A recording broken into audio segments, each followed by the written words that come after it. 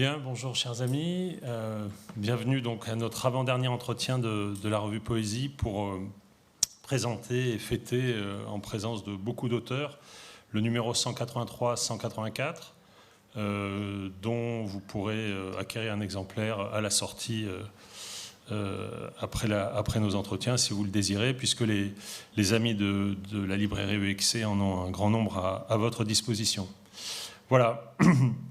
Donc aujourd'hui, on va présenter ce numéro et l'essentiel de la séance sera consacré à des lectures, puisque après 3 gros numéros doubles, le numéro Dante, un appareil capter l'avenir, puis le numéro des manifestes que nous avions conçu avec Pierre Vinclair et le numéro de Guy, un nouveau numéro double, mais qui donne le plus de place possible à la création, et notamment à des jeunes poètes, femmes et hommes, qui nous ont donné pour la première fois des textes. Et il est très important pour la revue qu'elle continue dans cette direction, c'est-à-dire accompagner, parfois même peut-être à précéder la création, en tout cas à l'inciter, à l'inviter, et peut-être même à l'accélérer. Alors dans ce numéro, je vais faire une remarque sur la composition du numéro et puis attirer votre attention sur un point qui appellera un petit développement en soi. Donc le numéro s'ouvre par un hommage rendu à Hans Magnus Enzensberger, et puis ensuite on a une quinzaine de poétesses et de poètes, et dans cette masse de poétesses et de poètes, la revue a décidé de ne plus distinguer les poèmes en langue française et les traductions. Et donc c'est sur ce point, dans un instant, que je voudrais m'expliquer. Après quoi, on a 2 dossiers, un sur l'Iran, avec des traductions de Basil Bunting par Louis Paillou. Ensuite, un dossier sur l'Ukraine, avec un texte de Cummings, traduit par Jacques Demarque, qui viendra en lire un extrait tout à l'heure. Et puis un texte de Karoj Bala, traduit par Guillaume Métayer. Ensuite, on a un bloc de prose, avec, et je la salue, un texte de Sylvia Krostowska qui est traduit par Joël Guéraud, que je salue aussi, et puis un important texte de Jean-Patrice Courtois sur la photographie, un texte très important de Jean-Nicolas Hilou aussi sur Mallarmé et Whistler, et puis un texte de Théom Bogu dont nous avions parlé ici il y a un mois sur l'Afrique, sur les questions de la manière dont des écrivains africains aujourd'hui conçoivent la question du rapport entre l'Afrique en Afrique et l'Afrique hors du continent. Après quoi, comme on l'avait annoncé, on a un dossier qui s'appelle « Continuer » de Guy, avec un ensemble de textes, et je salue, puisqu'il est là, Patrick Auchard. Vous trouvez aussi un texte d'Irène Kosovoy, un texte de Richard Rand, un texte d'Adélaïde Rousseau et un texte d'Irène Santori, et puis qui est une traduction d'un poème de Guy, et le poème s'achève par une lettre inédite de St. John Perse. Donc vous voyez qu'on va vraiment dans la revue Poésie, dans tous azimuts. Alors un mot sur ce point de ne pas distinguer les poèmes en langue française des poèmes traduits en français. De fait, je crois qu'il ne faudrait pas en tout cas que les poètes fassent grise mine aujourd'hui parce que la poésie reprend une certaine place sur le devant de la scène. Il est tout à fait légitime que celles et ceux qui se consacrent à l'écriture, à la lecture et à la diffusion de la poésie s'interrogent sur ce qu'il y a maintenant et qu'ils ne soient pas indifférents à un ensemble de signes. De fait, toutes sortes d'homonymies opèrent et des effets de surface peuvent brouiller les signaux, c'est certain, mais il n'empêche, si la poésie s'était absentée non pas de la création, jamais, on a l'impression qu'elle revient au devant de la scène culturelle. De fait, les indices sont nombreux de ce qu'on pourrait appeler une espèce de reverdis de la poésie, d'un regain d'intérêt public et culturel. De nombreuses écrivaines et écrivains se tournent vers le poème depuis la prose. Les institutions culturelles et médiatiques s'en émeuvent. Et fût-ce à petite dose, donc, il semble que la poésie fasse de nouveau partie du traitement général, si vous me permettez l'expression. À la radio, sur Internet, parfois même à la télévision, l'attention se porte vers le poème. et qu'il me soit permis, parmi tous ces signes d'intérêt regagnés pour le poème, d'indiquer un certain nombre d'études qui portent sur la poésie plus particulièrement.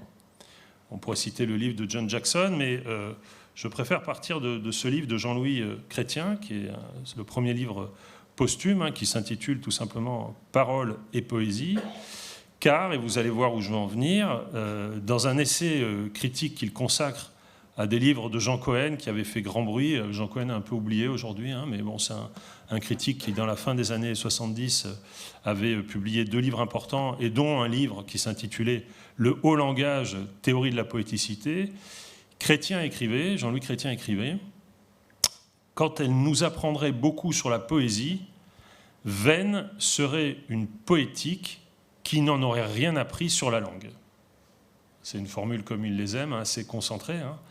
La poétique doit apprendre de la poésie quelque chose sur la langue, mais la question c'est qu'est-ce qu'il faut entendre par là? Qu'est-ce que ça voudrait dire d'attendre de la poésie, apprendre quelque chose sur la langue? Il me semble qu'il y a là une évidence qu'on doit questionner.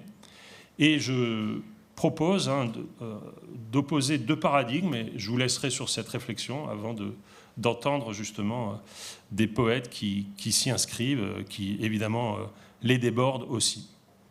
De fait, quand on dit que la poésie a quelque chose à nous apprendre sur la langue, on entend, à mon avis, 2 choses. La poésie peut nous apprendre quelque chose sur le factum loquendi, c'est-à-dire sur le fait qu'il y a du langage ou qu'il y a un animal parlant. C'est-à-dire qu'il n'y aurait pas de langage sans animal parlant, ni d'animal parlant sans langage. Et ce factum loquendi, évidemment, le fait que le langage pose constamment la question, nous pose constamment la question de savoir comment en sommes-nous venus au langage, pouvons-nous même poser cette question, le fait pur et simple qu'on parle, si vous voulez, eh bien, cette question, évidemment, elle a obsédé une certaine poésie et une certaine poétique. Nous parlons toujours à l'intérieur du langage, à travers le langage, en parlant de tel ou tel argument, en prédiquant quelque chose de quelque chose. Et le langage, donc, c'est le fait pur.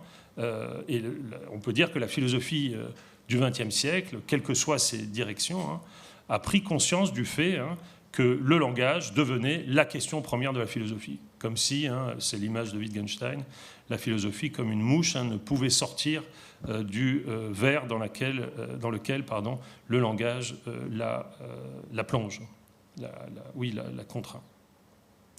Dans cet horizon, le poète est chargé de porter sa propre parole aux frontières du langage, et il devient, selon l'axe heideggerien, le chantre de l'origine, celui qui indique où naît le langage, ou plutôt, selon l'axe blanchotien, le décréteur du silence. Et c'est sûr que ces 2 axes se croisent dans la figure de Mallarmé. Puisque Mallarmé peut à la fois plaider pour le chantre, incarner le chantre de l'origine et le décréteur du silence. Mais il me semble qu'on est passé aujourd'hui à un autre paradigme, et beaucoup d'entre vous ici y ont contribué, traducteurs, penseurs du langage. Évidemment, je pense ici, elle est là, à notre amie qui est dans le comité de la revue Tiffaine Samoyau.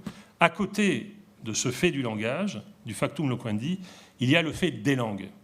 C'est-à-dire le fait qu'il y a non pas une langue, mais plusieurs langues, et que cette pluralité, ce n'est pas un dehors de la langue poétique, mais c'est bien son dedans. Ou plutôt, on pourrait dire que le paradigme de la traduction et le paradigme contemporain qui consiste à penser les langues au lieu de la langue, eh bien ce paradigme-là, il est illustré, il est amplifié par la traduction, par la question de la traduction. Et la revue Poésie, qui a mis au centre de son travail l'Esperluette, et qui depuis le début pense, comme le disait De Guy, le 2 en 1 de la traduction, a contribué, me semble-t-il, à ce changement de paradigme, tout simplement au fait qu'on est passé d'une réflexion pour laquelle, je le redis, le poème renvoyait à la question de la langue, au paradigme selon lequel le poème doit être pensé dans l'horizon des langues.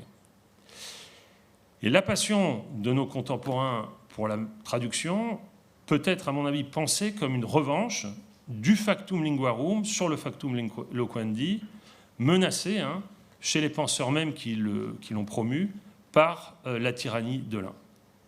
Alors, si on voulait indiquer les frontières du premier paradigme, il est clair, et je pense par exemple aux travaux après Heidegger, aux travaux de Agamben, que la question du langage animal, mais aussi la question de la voix, constituaient les bords critiques du factum loquendi. Alors que le factum linguarum, lui, et son attestation par la traduction, connaissent eux aussi des limites, et on peut dire que ces limites sont symétriques. Ce sont les limites du problème de la retraduction, auquel Jean-Baptiste Courtois avait consacré un livre important, et puis la question de la langue maternelle, ou comme l'indiquait un colloque récemment, de manière plus ambiguë et plus difficile à penser, le problème des langues maternelles. Qu'est-ce que ça veut dire d'être animé par des langues maternelles? Et du coup, si vous voulez, de la même manière que Mallarmé était le héros, si on peut dire, du premier paradigme, on peut dire que Celan, et même un certain Pound, le retour de Pound, incarne le deuxième paradigme. Rassurez-vous, c'est fini. On va enfin passer à la poésie, mais ce rapport de la poésie dans sa tension au problème d'une langue, et dans l'autre paradigme, au rapport des langues, et je vois que Camille Bloomfield est arrivée, donc elle sait de quoi je parle. Ce rapport, eh bien, il a été incarné dans la revue par le fait de mettre ensemble les poèmes de langue dite maternelle française et puis les traductions. Et donc, ce donc est de trop, j'ai le plaisir de demander à Delphine Guy, de venir lire sur scène.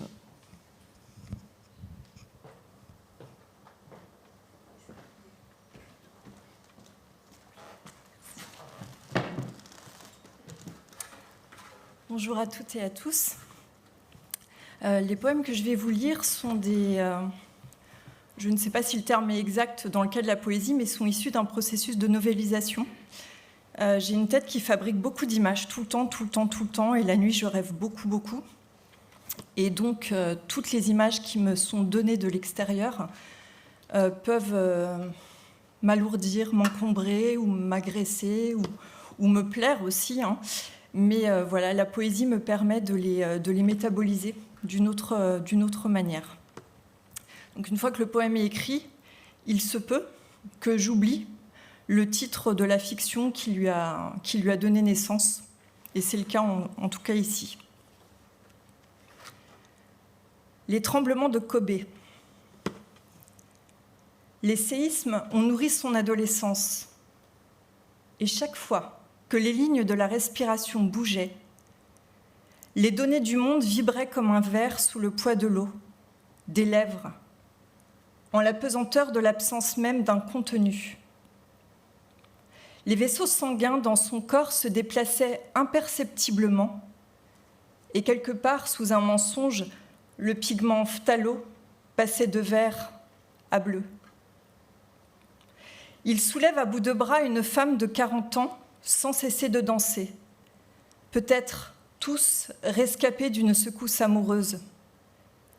Le tremblement les habite désormais telle une émotion supplémentaire, à la fois grave et inconséquente. Si l'on décide de ne pas mélanger de métal à la phtalocyanine, on obtient un bleu turquoise d'une nuance foncée, les abysses sentimentales. Il soulève une femme après qu'elle s'est effondrée.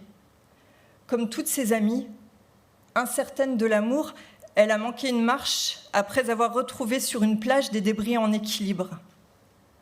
Son plâtre la place dans la catégorie des êtres oscillants. Le tremblement est inscrit dans sa vie, sa chair. Mais des mains la soulèvent au-dessus des silhouettes dansantes et les spots sous l'effet du jean sont proches des naines blanches, des brasiers dus à l'écroulement. Sa contrainte ininterrompue s'est enfin libérée le long d'une faille osseuse où se situe aussi le vagin qu'elle veut réunir ce soir à celui qui l'a amenée ici, sous un plafond aussi bas qu'un ciel mythologisé. Le premier baiser entre eux est une expérience tremblée qui rejoint le silence des débris qu'un fou s'acharne à mettre debout sur le sable, comme s'il s'agissait de ses frères démons.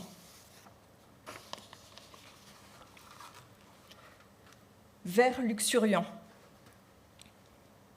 Il suffit de décoller la photo de la personne qui a porté ce nom avant de tomber malade. Est-ce que la morphine va rajouter des feuilles à l'arbre dans la cour? Un arbre, parmi les centaines de milliers d'arbres à fruits de Rio, le plus grand, vu de la fenêtre du salon. Est-ce que la fin toute proche accentue les voix dans les branches? Accentue les râleries du père, les murmures compatissants de la mère quand elle entr'ouvre la porte et devine les larmes? Les branches des arbres comme des bras qui enlacent ou repoussent les accents du piano, le rire aux larmes et le croissant blanc étincelant sous les lèvres qui s'écartent, mais se taisent. Canicule. L'enfance est beaucoup trop loin de toute façon, mais elle essaie tout de même de rentrer par la fenêtre. Le soleil touche l'épaule et en fait instantanément un cliché jauni. Une femme. Elle va rester là pour toujours et briser les cadres des portraits de famille. Un feu sur une colline de la ville a avalé la robe rouge, les talons pour le bal. Un visage a fondu. Il suffit de décoller précautionneusement les yeux ayant appartenu à celle qui vient de les fermer dans la mort et d'y mettre à la place la femme plus jeune dont la robe a brûlé. Les rêves lourds de sens se chargeront des patronymes. Le soleil rapatriera les enfants dont personne n'a jamais entendu parler.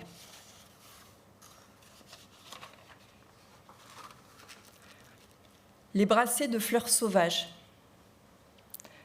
ne ressemblent à rien de ce qu'il connaît, à personne, pas même au chagrin. Les sirènes des cités ne sont pas entendues dans ce paysage marin. Les organes cèdent parfois sous l'offensive d'un sentiment. On recoue le tissu et le désir, la peur, les voyelles longues de la solitude attendent dans les rochers, sous les valves vides des mollusques, entaillant la peau des pieds de qui marche nu depuis 3 millénaires entre l'horizon inaccessible et l'immédiateté. Et puis il y a l'étendue derrière la fenêtre. Je ne peux pas la décrire. Ce n'est pas moi qui traîne des volants blancs sur la grève, mais elle, celle qui a tressé au matin ses cheveux jusqu'aux reins, devrait pouvoir soulever des objets comme les vagues, hissent à la conscience les corps des marins qui ne veulent pas inutilement lutter. Les fleurs et la mer, une femme après une autre. La mort, qui ramène à la surface les êtres chimériques que les enfants de la maison ont passé du temps à imaginer, avec leur nom grec qui provoque autant le sommeil que la capacité à se rappeler. Les fleurs n'ont pas à se forcer de vivre plus qu'un jour, tandis que les épouses continuent d'offrir leur succession au reflux, à la seule fin que les enfants remontent, à la vitesse des poissons, le courant jusqu'à l'instant premier de l'entaille, du regard, de la création de l'environnement obscur, un baiser.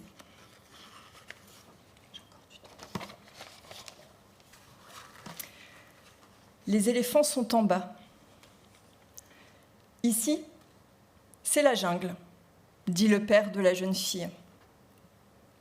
Comment appelle-t-on les bateaux à fond plat qui relient le rêve, dont le sel a toutes les vertus, aux réserves d'eau douce, entretenues pour qu'on y rince justement le pouvoir de rêver? Plus haut que les drapeaux qui indiquent le sens du vent, plus haut que les cerfs-volants, dont la fuite flottante rend ce dernier visible, plus haut que le trentenaire désespéré qui arpente le littoral avant de rentrer dans sa chambre d'hôtel, avant de rentrer dans son ordinateur, avant de couper le son du réel.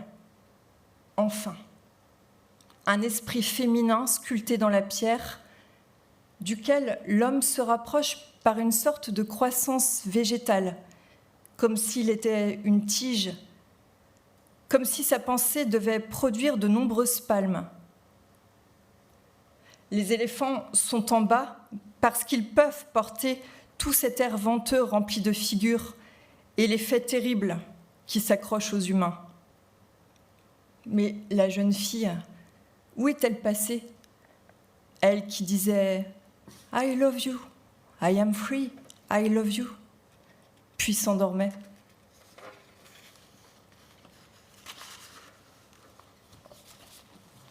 Merci beaucoup.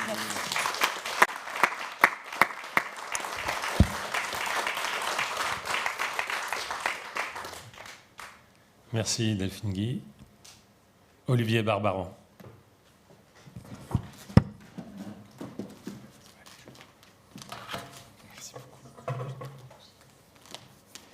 Bonjour à toutes et à tous. Je vais vous lire d'abord la petite suite de 8 textes que la revue Poésie m'a fait le plaisir et l'honneur de publier et qui s'intitule « À quoi la nuit joue les hommes ».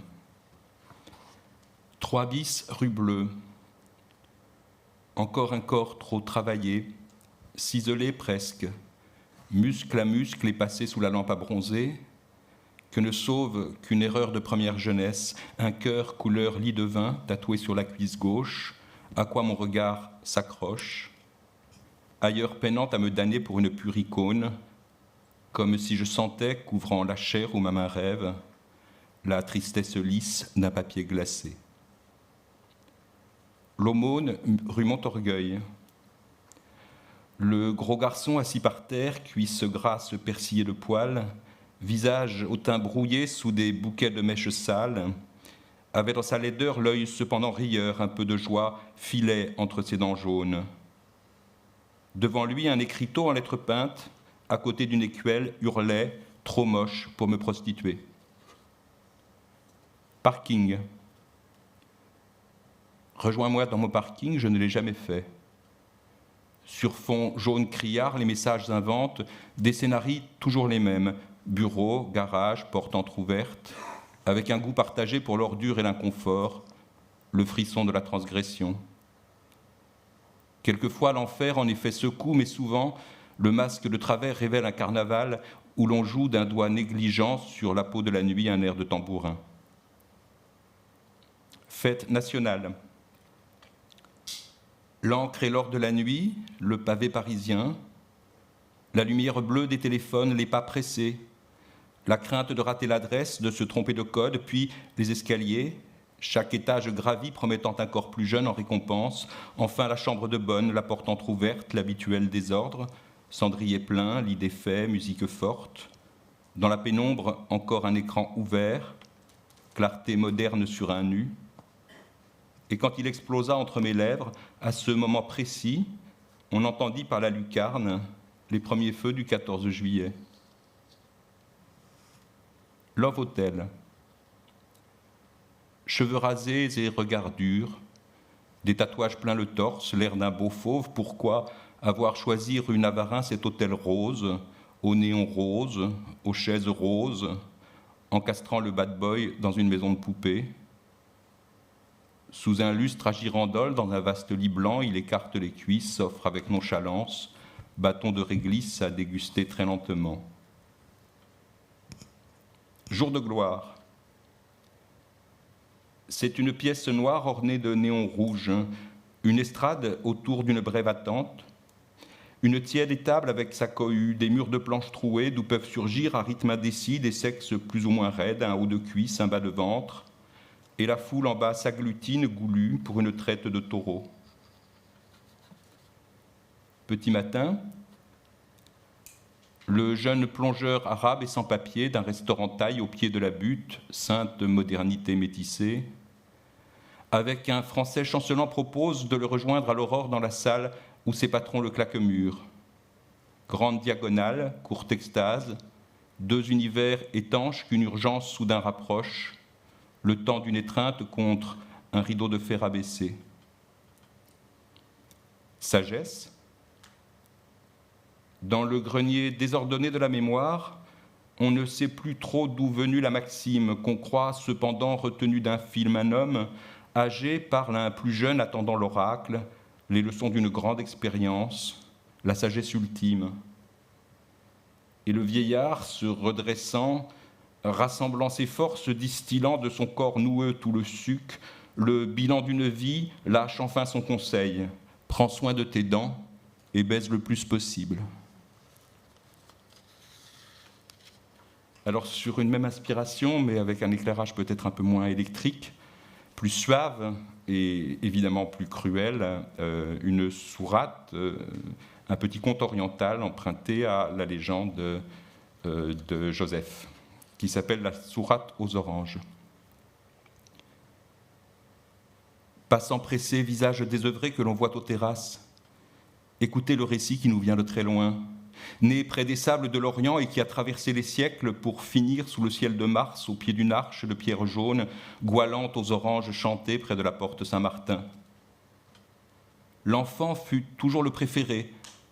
Vendu par ses frères jaloux, il finit esclave en Égypte, mais il grandit, devient si beau qu'à peine entre-t-il dans la pièce où son labeur le porte, dépôt d'une lettre secrète, d'un billet tendre ou retour d'un marché, les bras pêle-mêle chargés de tissus, de légumes et quelquefois de bijoux, qu'il jette malgré lui dans la pénombre où il s'avance, de longues lances de clarté, la fulgurance d'être jeune. À quoi dut sa chute la première qui s'y livra? À la lumière dans les yeux, au rebord de la lèvre, couleur de fraise, à la neige des dents, à la taille étroite portant comme ces fleurs un vase depuis le pagne l'élargissement des épaules nues, ou encore à l'élan des jambes que les peintres persans traitent presque en fuseau, à l'encre noire des cheveux qui tracent de courts serpents tordus au parchemin du front. Toujours est-il qu'elle a voulu, dans son dépit, convaincre ses compagnes de sa propre innocence. Qui peut bien résister au déluge quand tombe soudain au seuil de votre cuisine cette cascade de printemps, un ruissellement de peau fraîche, et pas un endroit qui n'aveugle ou que portent vos yeux, le bras doux comme une amphore vers quoi d'emblée se penche votre cou, le poignet déjà large après la dune de la main nue, sur la minceur du ventre un fin trait noir parti du nombril et qui se perd à la ceinture sans qu'on ose plus bas laisser l'œil dévaler. Mais personne jamais ne croit tout à fait le langage, et ce sont des rires qui accueillirent le blason, tentés par celle dont la douleur, comme toujours, fit poésie, qui, voulant prouver la véracité du portrait, fut forcée d'inventer un piège. Elle installa dans son patio la bande d'incrédules, puis leur remit à chacune une orange et un couteau pointu. Et tandis que toutes commençaient à peler leurs fruits, fit sans prévenir entrer celui de l'Éphèbe. Pas une dont le regard ne fut aspiré, dont on éclata la pupille sous les coups du soleil soudain, si bien qu'étourdie, chacune poussa la lame jusqu'à la paume où le sang rouge se mêla à celui des oranges et fit des flaques sous leurs sandales, tandis qu'à jamais s'inscrivit au centre des mains blasphématoires une nouvelle ligne de vie bien plus profonde que les autres, la cicatrice d'aimer. Et Joseph, qui s'appelait Rodolphe, je suis le seul à le savoir, indifférent à l'hémorragie, ignorant du pouvoir malgré lui qu'il avait, posa son sac sans comprendre. Il ne resta plus, sous le ciel carré du patio, qu'une cargaison de tomates et une foule éplorée, comme toujours croyant laver de ses larmes le vain désir.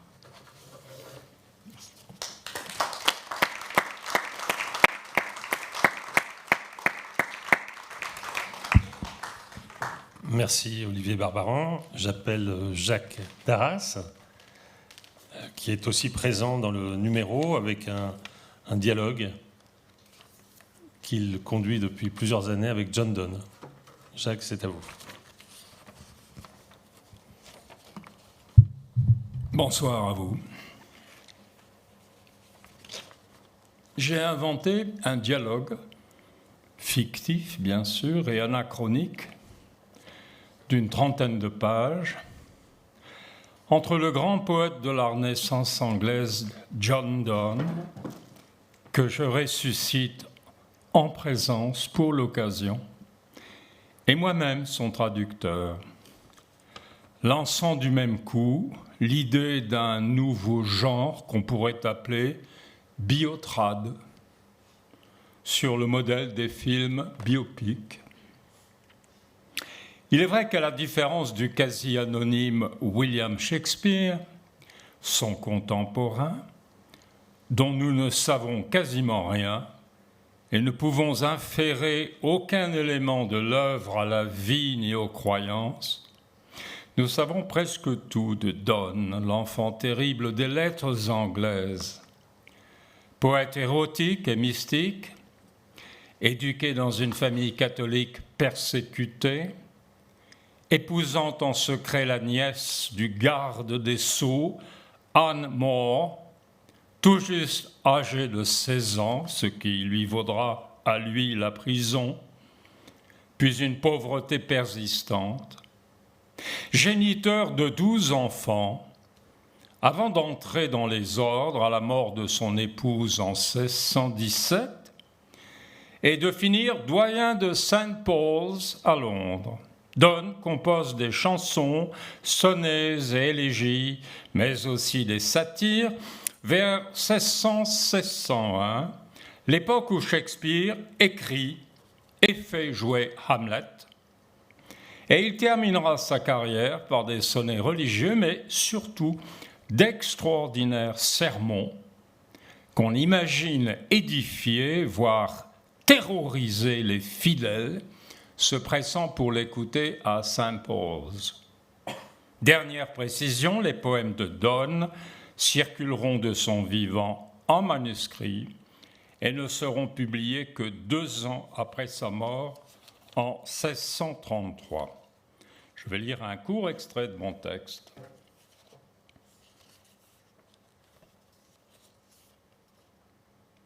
Vous êtes pour moi le poète du matin de la dernière naissance, la renaissance, en même temps que le poète du matin réel, l'heure où le soleil se lève et où nous nous réveillons, revenons à la conscience de notre corps et de nos sens. Pour moi, c'est l'une des clés de l'explication pourquoi vous êtes resté un poète jeune, cette coïncidence des 2 matins en vous, le matin antique et le matin physique. Vous avez plus aiguement que quiconque le sens de ces 2 matins-là. C'est un début d'explication. Écoutez, point du jour. Bon, d'accord, il fait jour, et alors qu'est-ce à dire ? Va-t-on pour ce prétexte se lever de son lit ? Allons-nous nous lever à cause de la lumière ? Fûmes-nous nous coucher en raison de la nuit ? L'amour qui nous a mis dans ce lit à minuit, aube ou pas ce matin, nous maintient dans ses bras. La lumière est mutisme, la lumière est œil pur. Si elle avait une langue, l'espionne, pour s'exprimer, le grief le plus grave dont elle m'accuserait, c'est l'envie que j'éprouve de rester où je suis, d'apprécier à ce point mon honneur et mon cœur, que l'homme qui les détient de ne pas le quitter. Sont-ce donc les affaires qui au dehors t'appellent ? Elles qui sont de l'amour la plus grave maladie ? L'amour tolère les pauvres, les menteurs et les fourbes, mais pas l'homme d'affaires qui ne supporte pas. Celui qui en même temps fait ses affaires et aime est faux, comme le mari qui a d'autres fait sa cour. C'est votre traduction ? Une esquisse de traduction entre 100 autres. C'est tellement étrange de s'entendre soi-même dans une autre langue. Vous voulez sans doute dire de ne plus s'entendre. Vous-même, pourtant, parlez et lisez le français. Bien sûr, je l'ai appris comme tout le monde en voyageant sur le continent à l'âge de 17 ans. Et puis beaucoup plus tard, j'ai passé plusieurs mois dans votre ville d'Amiens, en compagnie de Sir Robert Drury, le père d'Élisabeth. Mais c'est votre français à vous qui me désarme, comme s'il me rendait totalement étranger à moi-même. J'ai ma part de responsabilité. J'ai forcé, sans doute, je n'ai pas voulu que le poème ait l'air d'une traduction, l'air hirsute, boiteux et gauche qu'ont les poèmes traduits. J'ai péché par manque d'humilité. Vous êtes poème vous-même, j'imagine, ce doit être une raison. C'est la raison. J'ai cherché à vous écrire en français, un français moderne, compréhensible par mes contemporains, qui montre surtout à quel point vous étiez en avance sur votre époque, combien vous nous donnez l'impression d'être d'hier à peine. Bref, une impression de naissance, et je vous disais tout à l'heure de renaissance. Je ne suis pas à même de juger pour toutes les raisons que vous savez. Aucun poète ne sait jamais si le poème qu'il écrit est écrit dans la bonne langue. Nous écrivons tous en langue étrangère, en quelque sorte. La poésie en soi est une langue étrangère, non? J'ai eu beaucoup de mal avec Break of Day, point du jour, précisément parce que c'est une conversation. Un poème écrit dans la langue de la conversation, avec des élisions, pas tellement pratiquées en poésie française, sauf pour faire populaire.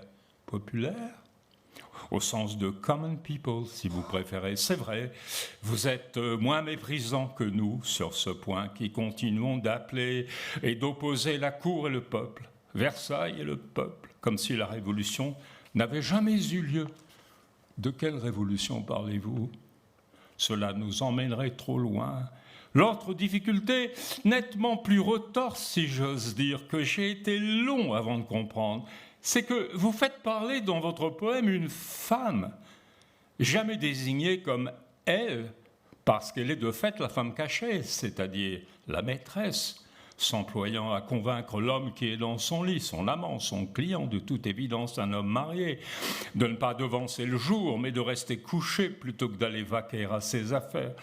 C'est à peu près cela, en effet. Quand j'ai eu compris, je reconnais y avoir mis le temps, moi, vieux lecteur masculin, m'est apparue l'audace extrême de votre perspective.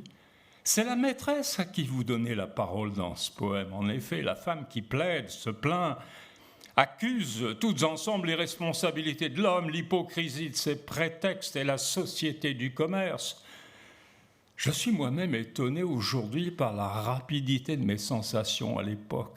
J'étais assurément plus vif, plus habile, plus intuitivement profond qu'aujourd'hui. Vous me donnez le sentiment d'avoir écrit Roméo et Juliette en 18 vers. William était un lyrique traditionnel, le chant de l'alouette, etc. Moi, j'étais frotté à de jeunes banquiers et avocats de la cité à Londres par des acteurs mal payés comme lui. J'ai observé leur cynisme, ils m'ont appris le réalisme de l'argent, la vénalité, la certitude que tout pouvait toujours s'acheter. Rien n'a changé, je vous rassure. C'est justement cela qui fait singularité de vos sonnets, ce mélange de satirique et de lyrique. Comme aucun poète avant ni après vous. Vous êtes tellement juste, John. Je vous le dis avec admiration. Vous exprimez exactement l'esprit européen ou néo-romain, si vous aimez mieux, cette civilisation inextricable du business et du chant, de l'oisiveté et de l'élan matinal, de la sexualité et de l'argent qui est devenue la nôtre depuis votre époque. Vous êtes terriblement actuel. Vous êtes à Rome avec Horace et Juvénal et vous êtes en même temps à Londres et à New York avec nous aujourd'hui. New York? New Amsterdam, si vous préférez. C'est pareil. N'épiloguons pas. Les tulipes, les gratte-ciel, ça pousse ensemble vers le haut depuis toujours.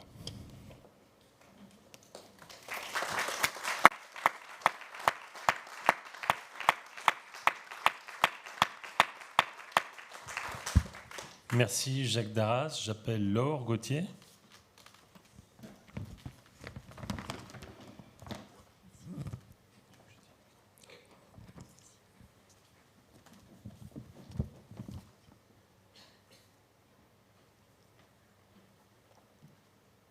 L'amour partagé n'inspire personne. Il est simplement. S'étend un temps et laisse une empreinte, aussi solide qu'un embrun. Quand il s'en va, tu en trouves les spores sur les tissus du souvenir. Les membres du Conseil scientifique augmenté, CSA, qui veillaient activement à la préservation du progrès français et européen, PFE, savaient combien l'extension de l'amour pouvait échapper au contrôle et menacer les centres touristiques. Contre toute attente, le CSA avait classé l'amour réciproque dans la famille des eucaryotes pluricellulaires. En effet, les recherches engagées pendant des années avaient mené à la conclusion qu'à l'instar des champignons, L'amour partagé a un mode de vie filamenteux et une nutrition par absorbotrophie. Le danger que représente l'extension du mode de vie filamenteux pour le tourisme, c'est qu'il envahit le sol, bon aux récoltes, et que les 20 millions de touristes annuels demandaient à être bien nourris, à pouvoir consommer du cerf et aussi à pouvoir jouer à la chasse à courre corrigée, CCC. Or, l'élevage produit beaucoup de mycélium. Les ifs allongés des amoureux, surtout au premier stade particulièrement galopant, produisaient un mycélium jugé excessif. Or, le mycélium ne devrait pas excéder 60% de la biomasse microbienne du sol, soit une moyenne sur Terre de 3500 hectares. Rapporté à 1 mètre carré de sol, la surface accumulée de toutes les ifs de mycélium, des micro-champignons amoureux, peut dépasser 100 mètres carrés.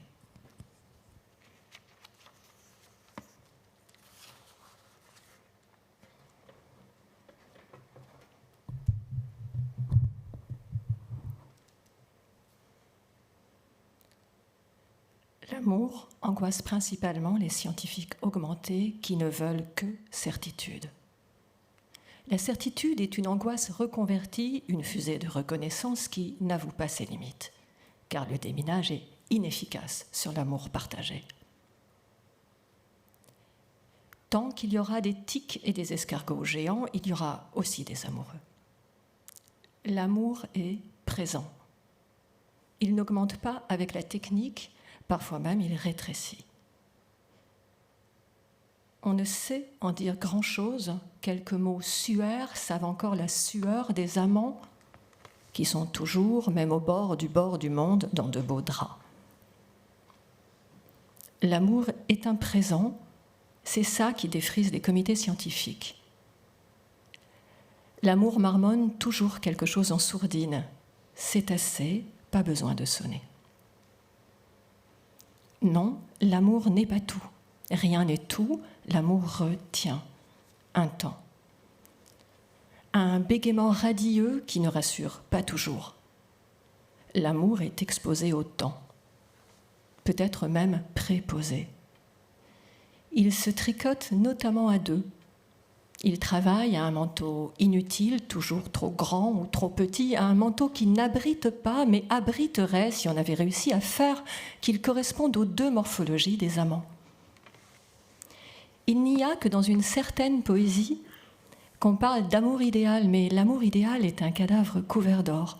Or, l'amour n'est pas un cadavre couvert d'or. Il est un manteau inutile qui tient un temps. Il est l'intention touchante et désintéressée d'un manteau commun pour deux.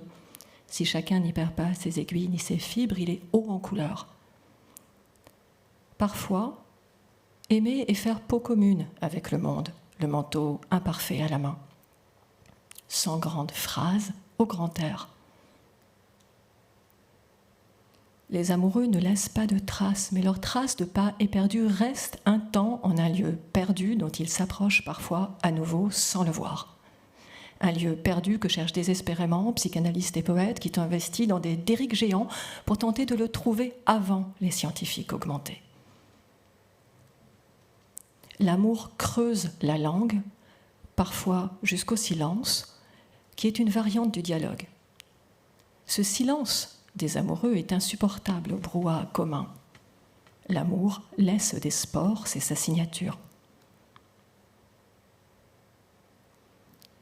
Une empreinte n'est pas une image, ou plutôt, elle n'est pas qu'une image. Elle est aussi un verbe tu et un geste effacé. Tous les verbes tu crient dans les veines des amoureux qui ont le toucher à disposition. Pour ne pas taire toujours, ils font l'amour quand c'est permis et aussi quand ça ne l'est pas, quitte à se faire arrêter. Quand ils font l'amour, des verbes imprononçables bougent comme des derviches en eux, et alors le silence a un corps tournant et le monde une consistance. L'amour a une voix. Que restera-t-il de nous quand nous nous serons rencontrés ? Se demande Mélusine, proche d'un talus caillouteux non loin de l'étang commun. Elle a un pressentiment. Quelque chose s'écarte en elle, son corps ressent un léger appel d'air comme au-dessus du vide. quelque chose s'écarte entre ses organes, quelque chose qui pense, et des interstices lumineux adviennent. Un amour humain? Ou bien était-ce l'animal en moi, se demande-t-elle devant ce sentiment inconnu, des interstices qui bruissent et nous signalent une présence à venir? Elle ressent une érosion salutaire dans le corps aux aguets, ça creuse en elle un sillon imprévu, un micro-sillon qui chante et bégaye. Elle se retourne et contemple la clairière qui est un pas de côté provisoire contre la violence du dehors.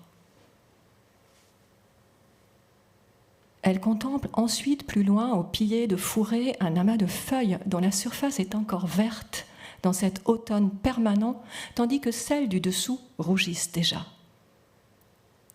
Les arbres multiples ont l'air tenaces. Ils retiennent la peau opaque.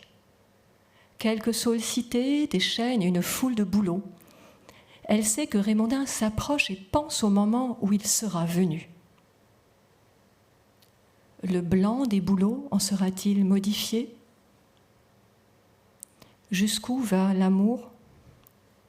L'amour aura marqué le sol, se dit-elle. L'amour emprunte le temps. Il n'est pas tatouage. Le tatouage veut être vu et prétend. L'amour ne veut rien, il n'a pas besoin de preuves. L'amour n'a pas l'air, il est une clairière quand même. Sous les feuilles contre ta peau, pensait alors Mélusine s'adressant à Raymondin, qu'elle aurait rencontré, il y avait un tapis de mousse possible près d'une fontaine nouvelle qui ne prétendait rien et tarirait peut-être. Surplombés par des stratus découpés, nous aurons fait bouche commune, bu à même la source avec l'avidité de ceux qui croient étancher les violences du monde. Comme tous les amoureux, avant et après nous, nous aurons été un instant présent, puissamment impuissant. Le monde avance d'empreinte en empreinte, il vacille en avant sans savoir. Tu ressens une légère inquiétude, M, en pensant à ce moment où tes reins auront ployé sous les reins de R, où chacun ne reconnaîtra plus les siens. Tu penses à ce présent à venir qui aura été votre présent passé à venir en léger hors-champ du monde. Alors, vous aurez chu dans un des plis du monde qui s'ouvrira, un pli possible, car le monde, même malade, s'ouvre toujours à qui sait l'entendre. Alors, vous serez hirsute et sans plan à construire des phrases sur pilotis dans une petite éternité, sans début ni fin. Alors que vos reins auront creusé le sol et que ton petit doigt, Mélusine, aura creusé la mousse jusqu'à la terre du dessous au moment de connaître le plaisir humain, ta queue ouvrira la terre plus encore, dans ses plis et replis, entraînera R dans une nouvelle étreinte avec embrun dans la glaise du dessous. Vos corps marqueront des feuilles de vigne vivantes dans la terre, une crête courante, oblongue et dressée, sillonne la glaise et la marque, surgit sur d'autres creux, tortueuses, accidentées, à côté un début, une autre marque court depuis le sillon, comme un bâton poursuivi par de béances rondes, coques fragiles sans épines. Une empreinte fragile, éphémère et humide. Une clairière quand même.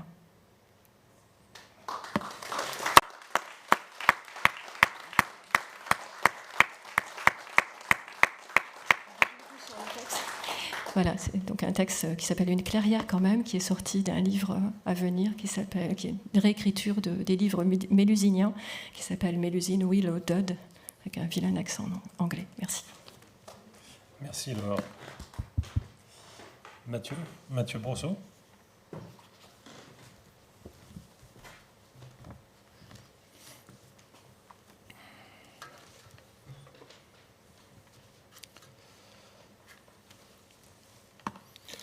Bonjour, je vais vous lire 3 poèmes.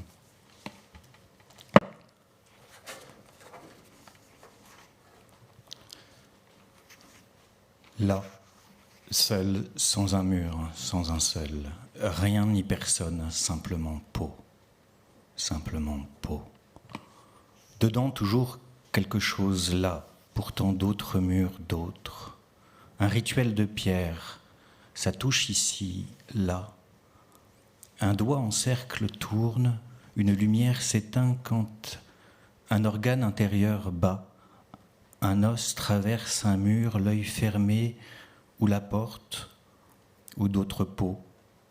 Au débord ressort une tête ou un œil. Par l'ourlet d'une fenêtre, la survie n'est personne, n'est rien qu'un regard déjà parti, déjà. Voir se faire, admirable navire à lâche, le quai devant l'asphalte, devant la route côtière, devant l'effort, l'oubli, voir l'indépendant, le voir se faire. Il fera sans tes mains, rien à soi, pas même mémoire, pas même exemple, ni bien, rien à redire. Le refrain est inconnu. Peu importe les jumelles, comme si la langue était nôtre, dit l'autre pour l'un. Culture et calcul, répond l'un pour lui-même. Chant poussé, souvenir de méthode, là, regarde là, pousse les temps, partout les semences, et l'avant, et l'après, l'attente, les stratégies. Il noue les étapes, les tisse, à ne devenir qu'un seul temps, le vouloir, semblable à un vêtement rapiécé, période reliée. Là se constitue le corps, habit dépareillé au contraste saillant, costume de passion et d'histoire raccommodée, ajustée. Encadré en vérité au-dessus du cartel où l'œuvre est titrée « Je m'appelle ». Mais le navire quitte et son départ est un monde, bien davantage qu'il n'est un temps.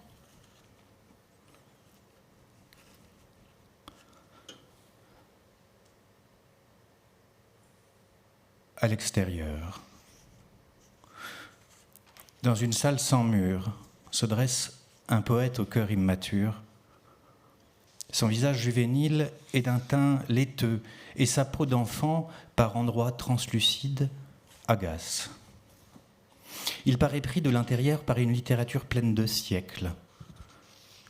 Sa parole, finalement, lui apprend. Il pose l'extrémité resserrée d'un entonnoir à sa bouche comme s'il s'agissait d'un porte-voix et récite. Dormir n'est qu'une façon de regarder la nuit. Et puis, mourir, c'est juste mourir. Je regarde cet homme, la brume s'élève, mon crâne est vide, comme s'il était devenu la fenêtre, crâne parabole appelant les satellites. Dans l'attente d'un signe, je le regarde. Il regarde la nuit, mais les yeux fermés. Il n'a l'air de rien. Il regarde vers le haut. Mes lèvres, sans le vouloir, sans rien comprendre à ce qu'elles formulent, lâchent dans une sorte de dernier râle ou d'un dernier souffle. Parce que regarder n'est plus, il n'y a plus. Le temps ce qui se replie sur la vie, c'est ça, un pli. Plusieurs couches, des espaces, des labyrinthes et cavités, trous et cabosses, c'est ça, un pli comme une distance, un repli, n'ajoutant que les histoires et cette façon de comprendre la mort sans la prendre. De la sortir de soi pour la mettre de l'autre côté du pli, par le fait des histoires. L'homme disparaît. Je suis dans l'antichambre, toujours dans l'antichambre. Je ne vois plus la salle sans mur depuis ma fenêtre. Je me frotte les yeux. Ce poète semblait plus vivant que moi, sans doute parce que je ne dors plus. Ce ne sont que les mains qui articulent ma voix. Mais qui parle ? Entre, il y a toujours re. Il faut que je me taise maintenant, pour laisser la nuit effacer mon corps.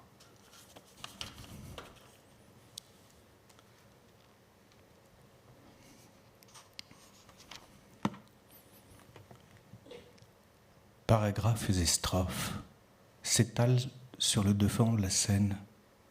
Éparpillement, croit-on.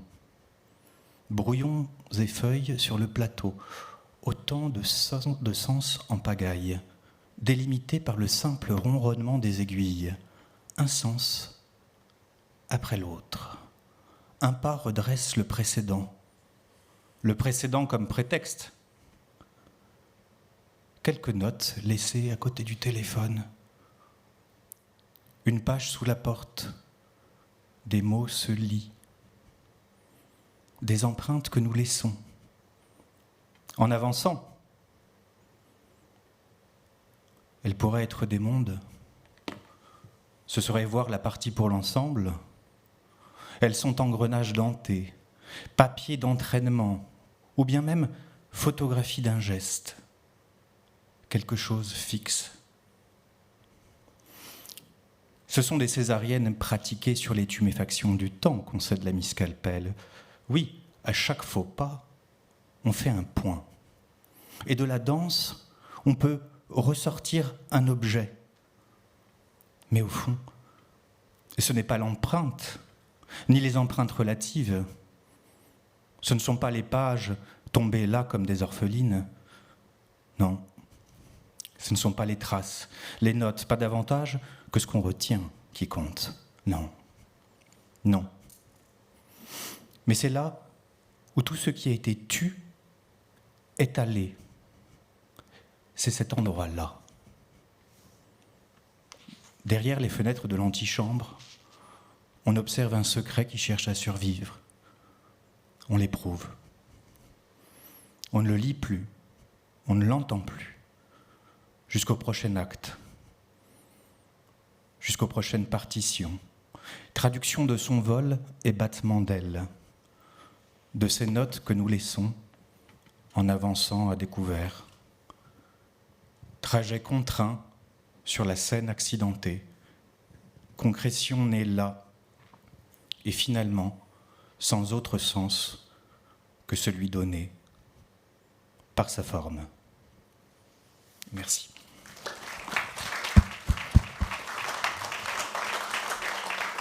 Merci Mathieu. Anna, c'est à vous.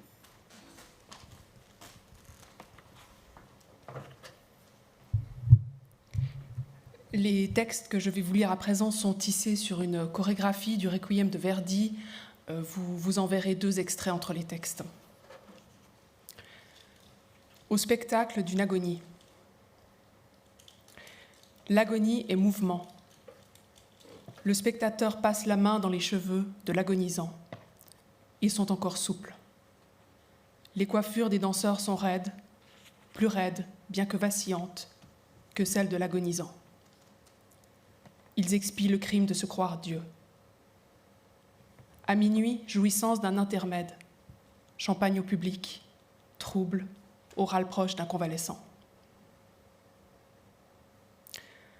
On a collé au torse du danseur des branchages et de la terre. Dies irae, Verdi. Par la torsion des membres, modélisation du calvaire. Le public applaudit au convoyage du corps sans force. Entre les lits, l'infirmière s'adonne au méthodique quadrillage. Sur le dies irae, le danseur a les muscles raides. La vie s'effrite par les muscles. Il s'exaspère, puis flambe. Le spectateur médite le processus de réduction. Effroi de ne pas aimer. Aux cieux s'élèvent les jambes.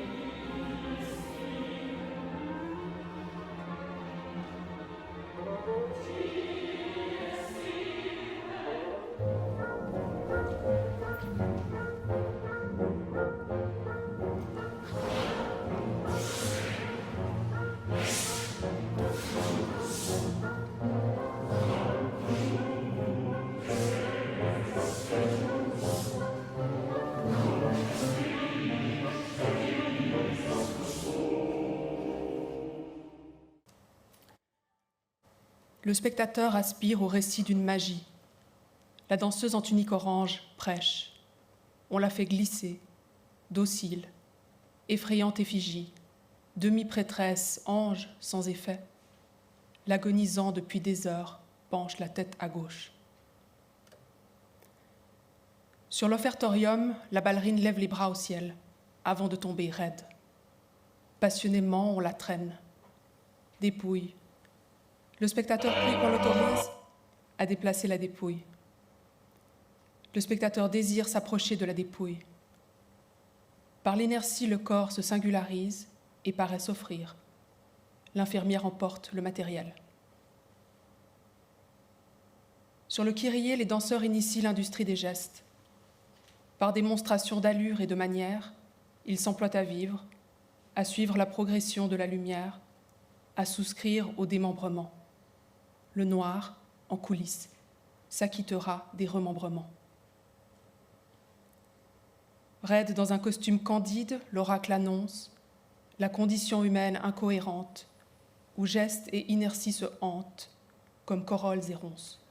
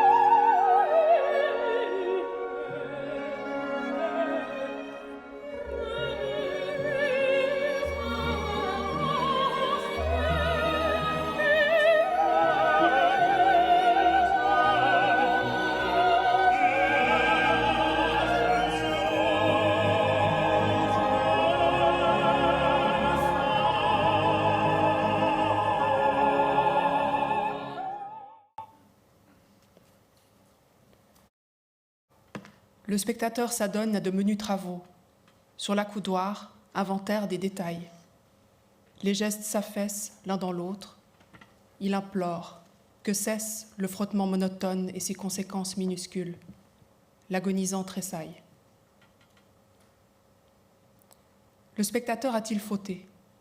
Il épie par les embrasures la disposition des oreillers et leurs effets candides. Toi et moi, marqués par l'usure, nous opposons ces visages contrefaits. Désormais, tu reposes sur le côté, à l'envers. Le néon liquide, l'œuvre d'amnistie. Les danseurs donnent un aperçu clinique des membres et leurs relations à l'éclat. En particulier, les délitements organiques se résolvent par absorption du noir en fin de spectacle. Merci Emmanuel Volta, merci beaucoup.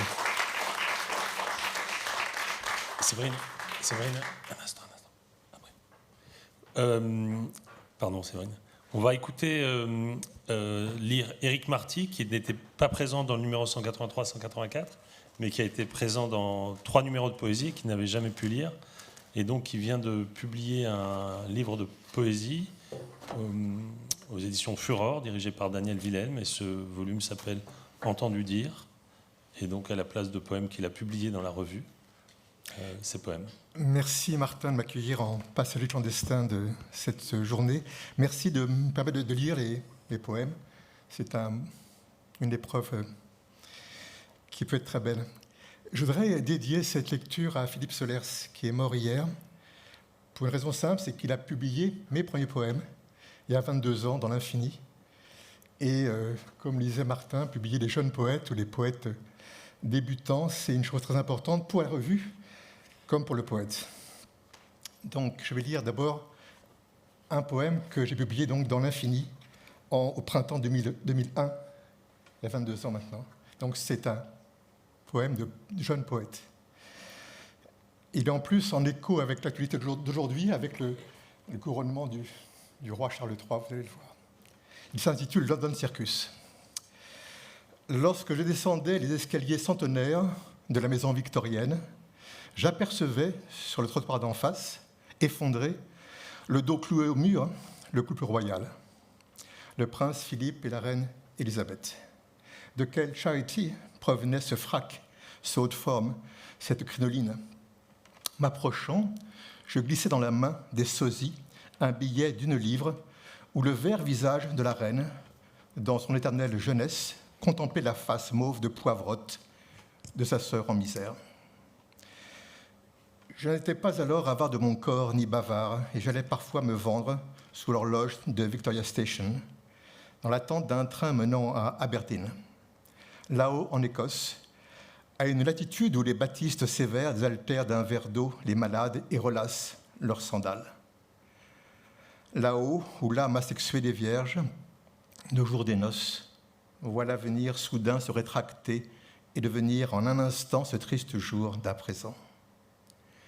Je vivais sans femme, sans loi et seul, mais là où je me trouvais, j'avais la chance unique de pouvoir me laisser guider par la ligne pleine du méridien. Je m'y identifiais comme à un fragment de vie oublié, comme au contour de mon ombre. Et sur la petite péniche qui me menait à Greenwich, j'évoquais par geste ou par pensée les cercles d'animaux dans les bois pour la Saint-Jean, ou le vol pendulaire des grues dans le ciel d'hiver, tentant de délivrer de mes mémoires la nichée obsédante de corbeaux et de mésanges qui me poursuivaient depuis Hyde Park. Voilà, maintenant je vais lire 4 poèmes de ce recueil, Entendu dire, donc, qui est paru au mois de février. Le premier s'intitule « Le sourire de Sainte-Anne ». La matière de la résurrection est identique à celle de la vie. Le sourire de Sainte-Anne le suggère, ce pieux sourire des lèvres. Yeux, chair, os, chair, tout y est pareil, cette folie. L'attente de la résurrection est identique à l'attente terrestre. Le sourire de Sainte-Anne le suggère, ce pieux sourire des lèvres. Tant bien à l'endroit, fin et commencement renouant leur vieille conversation interrompue, le nom de Sainte-Anne en fer forgé, cette folie. La jouissance de la résurrection est identique aux jouissances terrestres. Le sourire de Sainte-Anne le suggère, ce pieux sourire des lèvres.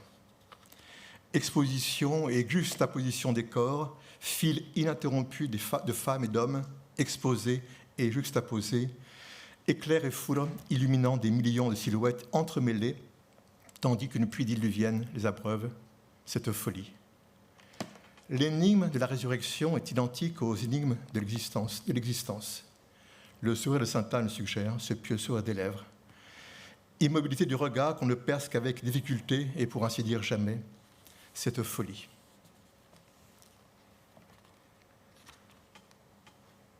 Le deuxième poème s'intitule « Parle avec tes mains ». Il est dédié à Matthieu. Nous parlons bien aux chiens et nous leur parlons pas seulement avec les mains, comme par exemple quand pour dire aux pieds nous dirigeons notre index vers le sol, en direction de nos pantoufles. Non, nous leur parlons vraiment, avec des mots de notre langue nationale, pas en espéranto. Parle avec tes mains, tu seras mieux compris. On t'écoutera sur la place du village breton où tu t'es exilé voilà 10 ans, après une sombre histoire de condamnation pour homicide. Tu te rappelles exactement la formule ? Homicide involontaire. Tu revois le visage de la morte pâle, acquiesçant pourtant à la voix monochrome du destin. Et toi, sans un geste pour remédier à ton erreur, tu te rappelles qu'au procès, tu parlas avec les mains et que tu ne fus pas suivi. Tu te rappelles la prison, les barreaux. Parle avec tes mains à l'ombre du dolmen. Un oiseau viendra confirmer tes dires et la populace approuvera.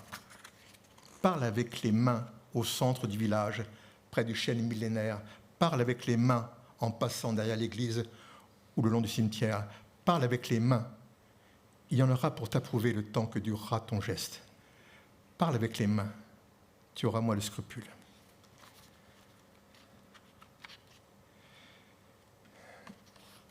L'autre poème s'appelle « Le doigt ». Après avoir bu le thé vert et m'être baigné, comme des pièces de monnaie tintaient encore dans mon pantalon, je dus le secouer longuement pour rentrer dans le sommeil léger. Celle qui m'avait offert le thé n'était déjà plus là. La nuit était tombée. Le sachet de soie gonflé par l'eau bouillante contenait encore assez de saveur pour une deuxième théière. Je tentais de me souvenir de la forme de sa nudité sous le kimono. Moi aussi, je n'étais pas loin d'être nu, tout prêt de tomber dans le sommeil, certain d'être épargné par les soubresauts de la nuit. M'éloignant silencieusement, fuyant doucement, sans pourtant qu'au regard, la structure de l'espace ne s'élargisse.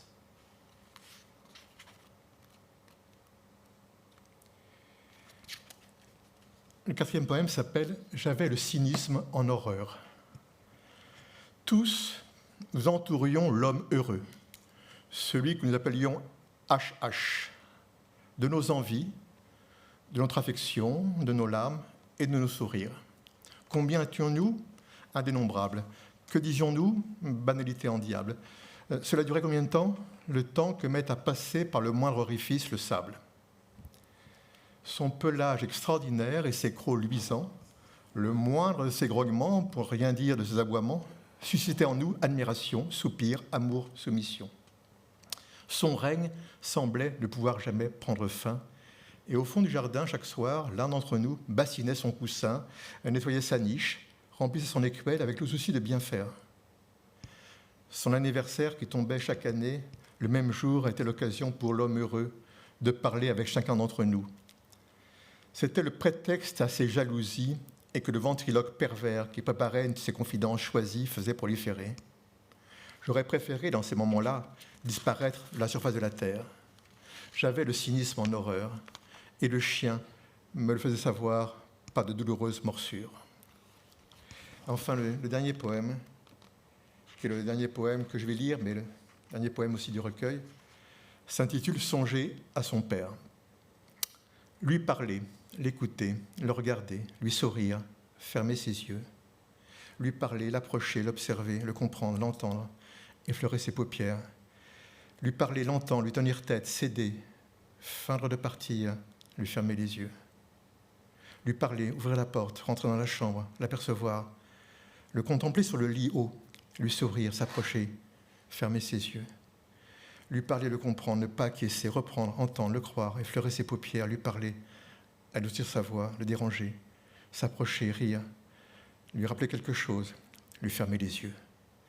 Lui parler, s'approcher, fumer une cigarette, lui sourire, discuter, regarder par la fenêtre, le regarder à nouveau, lui passer la main dans les cheveux, ne pas céder, accepter, discuter, se vider, accepter l'instant présent, se lever, effleurer ses paupières, lui parler, chantonner, discourir un peu, ne pas le fatiguer, prendre son temps, s'approcher, l'apercevoir, ouvrir la porte, tourner le dos, lui faire face, fermer ses yeux.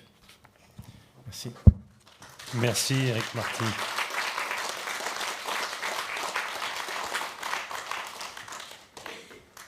Séverine Clément Tarantino qui a traduit dans notre volume 183-184 des poèmes de Marta Marquina, Musa Postuma.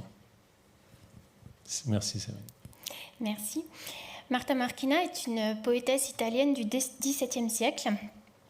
D'elle, nous possédons un recueil de poèmes en latin qui sont des épigrammes pour la plupart, des élégies, des odes, et ce recueil a été publié après sa mort. Au temps de la pandémie, pendant plus ou moins 1 an, chaque soir, un groupe de femmes latinistes, américaines mais pas seulement, se sont réunies en ligne pour lire ces poèmes, pour les expliquer en latin, pour les pré-traduire en anglais, un petit peu en français. Et après cette expérience incroyable, par petits groupes, nous avons proposé des premières traductions en français et en anglais de 50 poèmes courts de Marta Marquina. Puis chacune a continué sa route, prolongeant l'expérience si elle le souhaitait et continuant à traduire si elle le souhaitait. Et c'est ce que j'ai fait. Le premier poème que je vais vous lire, je vais en lire 4. Avec ce poème, on peut penser que la poétesse a pu montrer à celui qui a été son protecteur à l'époque, qui était le cardinal Bernardino Spada, qu'elle savait écrire de l'épigramme. Et donc en référence à celui qui restait la référence dans le genre, le poète latin Martial. Elle est dirigée contre son frère, contre un de ses frères, puisqu'elle en avait plusieurs. Tu sembles bien rigide, et même trop sévère, quand, frère, tu ne trouves dans mes poèmes rien pour te plaire. Celui-ci manque de saveur, ceux-là sont durs, et ces autres débordent. Et lui, tout plat, ceux-là gonflés, celui-ci plein de trous, et ces autres, la chute. On ne compte plus les erreurs que tu relèves dans ce que j'écris. Peut-être, oui, que moi, je n'en écris pas de bons, mais tes poèmes à toi, où ils sont? La plupart des poèmes écrits par Marta Marquina sont des poèmes sur des sujets religieux. J'en ai choisi 2 qui portent sur la Vierge. Au début du recueil, il y a une série de poèmes consacrés à la Vierge Marie. Le premier est une épigramme et porte sur l'Annonciation. L'ardent Phébus, quand il est voilé par le manteau que lui fait la Vierge, émet des feux ardents qui sont alors plus doux. De même, Dieu, quand le ventre de neige de la Vierge, depuis peu, lui fait un voile, répand avec douceur ses feux sur terre. Je vais maintenant lire un distique qui a une forme particulière. Marta Marquina a aussi pratiqué la poésie à contrainte, en particulier des poèmes acrostiches, mais aussi ce type de poèmes qu'on appelle les versus rapportati, dans lesquels les mots ne sont pas placés selon la syntaxe, mais justement par contrainte selon leur catégorie grammaticale. Je le lis d'abord en latin, puis en français, puis en remettant en ordre, si vous voulez. Foimina forti sovans, salvavit fregit adivit, terrerebum coelum, lege dolore Deo. Femme courageuse, triomphante, elle a sauvé, elle a brisé, elle a atteint la terre, les rêves, le ciel, de sa loi dans la douleur, grâce à Dieu. C'est-à-dire, si l'on veut, femme, elle a sauvé la terre, courageuse, elle a brisé les rêves dans la douleur, triomphante, elle a atteint le ciel grâce à Dieu. Le 4e poème porte, lui, sur Marie-Madeleine. Il y a 2 élégies de Marta Marquina sur Marie-Madeleine. Et en fait, j'ai oublié mon texte en bas, je crois. Je peux le prendre ici? Merci. Merci. Alors, je vais commencer par le latin pour faire entendre un petit peu plus de latin. Donc, je disais, il y a 2 élégies sur Marie-Madeleine. Et celle-ci, c'est lorsque Marie-Madeleine se trouve devant le tombeau du Christ et pleure. Magdalisat stabat vidui, prope saxa sepulcri, maerens et vivi sora rigabat aquis. Hic dolet amissum cordis dominumque deumque, et vix presentes aspicit alligeros. Astubi maesta Diu presit sub pectore voces, hos tanda tonito protulitore sonos. Vos, odura meo molescite marmora fletu, quandego sum pene facta dolore lapis. Dicite, nam pietas vos dudum rupit, amanti, quis tulerit domini pignora cara mei. Hunc ego, seu languet milleno vulnere sectus, inter seu pendet tela crucesque feram. Ex animem seu terra tegit, seu vivit in astris, hunc ego sub terras, hunc egin astra sequar.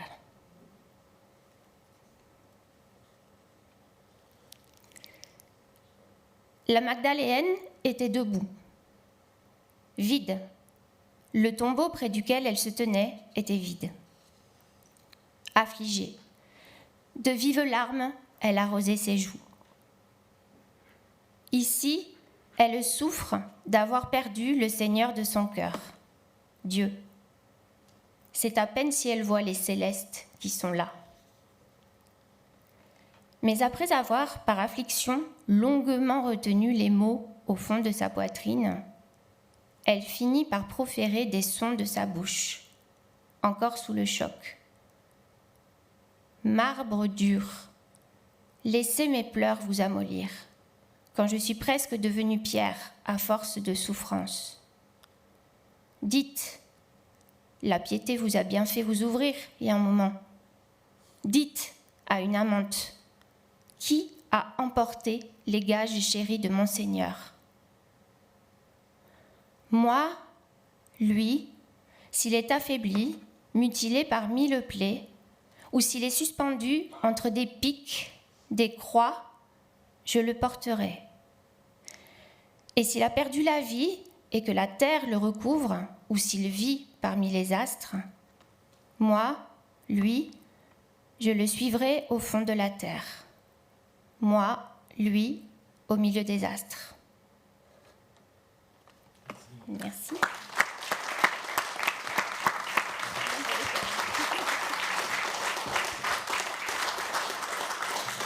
Merci beaucoup, Séverine Clément Tarantino, merci beaucoup.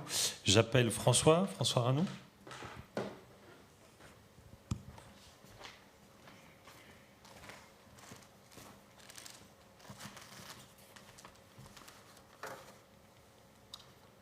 Bonjour, je vais vous lire quelques poèmes de la suite qui est parue dans le numéro.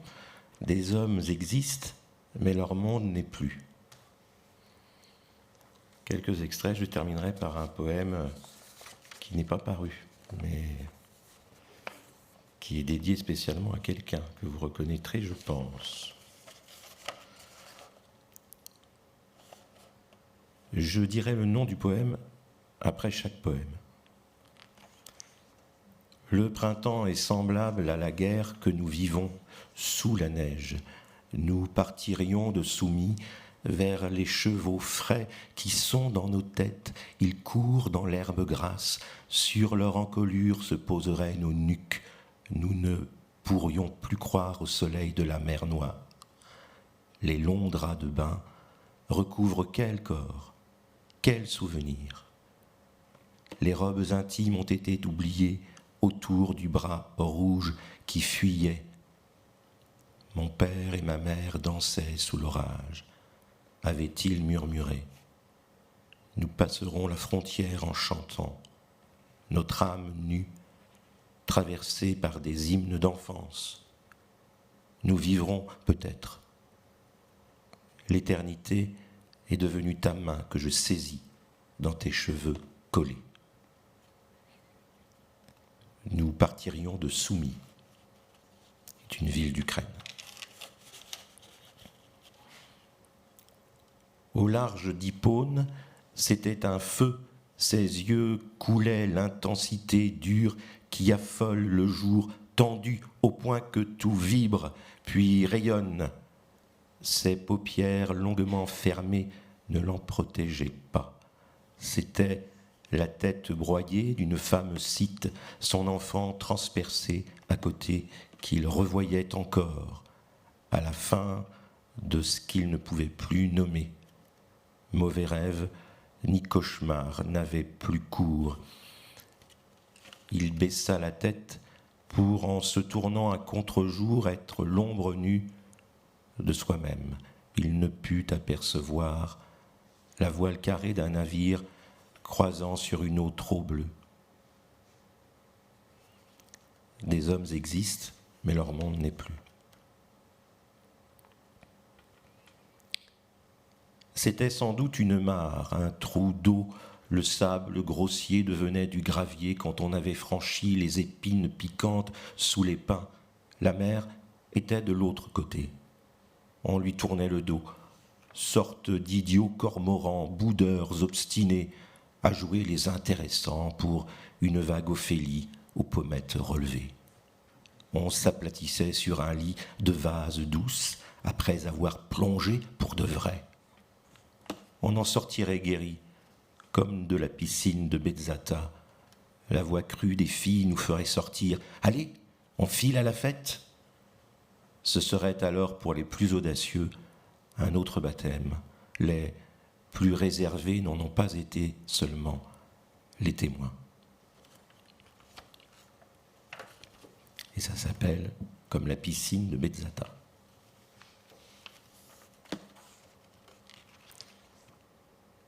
C'est une autre vie qui échapperait au train de l'histoire. Le ruisseau pierreux ne serait traversé par aucun héros, seulement par les bêtes de l'enfance. Les pieds nus glissent parfois, se creusent sur les cailloux inclinés. On crée un barrage sommaire au courant. La vitesse pèse sur les doigts trempés. On se récite d'anciens poèmes pour rassembler le présent survenu. On s'allonge, on marche, on part en se glissant sous les fils raccrochés au berger électrique qui rapporte l'heure à son identité. Mais on a remonté le champ, on court entre les vaches couchées. La vieille croix de granit indique qu'on est bientôt sur la route. À l'intérieur d'une voiture, arrêtée sur le bas-côté, apparemment personne. La vitre ouverte. L'autoradio déclame, après qu'une musique incertaine se fut éteinte, que les grands hymnes lyriques ont été remplacés par les posts et commentaires diffusés sur les réseaux. Les amants se redressent. On se regarde, on rit. Vous nous ramenez ? C'est une autre vie.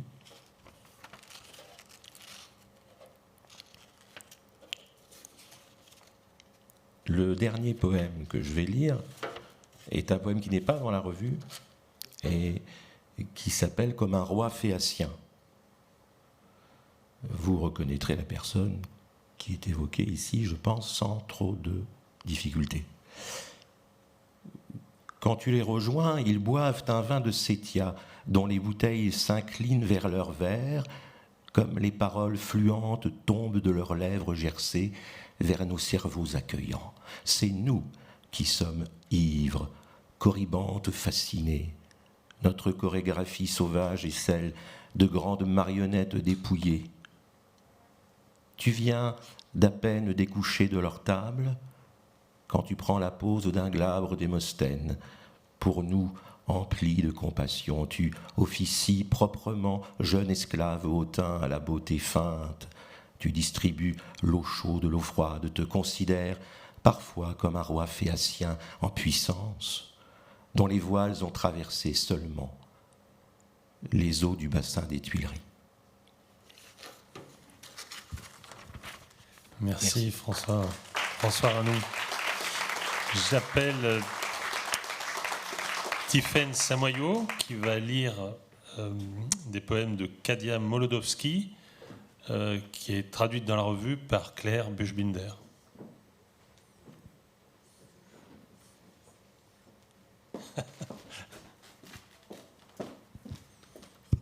Merci Tiffaine. Oui, je vais vous lire deux poèmes magnifiques. Je peux le dire d'autant mieux que, comme vous l'avez entendu, je n'y suis pour rien. Donc, ce sont des poèmes écrits par une poétesse née en Biélorussie, ensuite exilée en Pologne et puis aux États-Unis à partir des années 30. Et donc, ces poèmes de Katia Molodowski ont été traduits du yiddish par Claire Buchbinder. Donc, je vais vous lire deux poèmes. Le premier s'appelle Rue Djike.